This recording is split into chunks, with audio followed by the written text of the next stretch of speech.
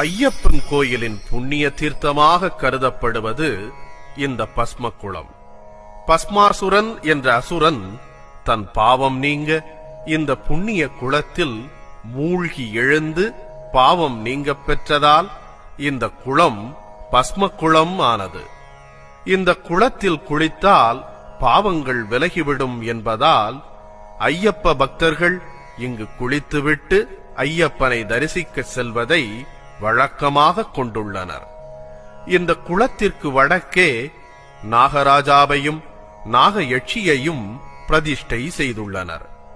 பக்தர்கள் குழந்தை பாக்கியம் வேண்டி இங்கு நடக்கும் சர்ப்ப வழிபாட்டில் கலந்து கொள்கின்றனர். 18 முறை ஐயப்பன் கோயிலுக்கு வந்தவர்கள் கொண்டு வரும் தென்னங்கன்றுகள் இக்குளத்தின் கரையில்தான் நடப்படுகிறது.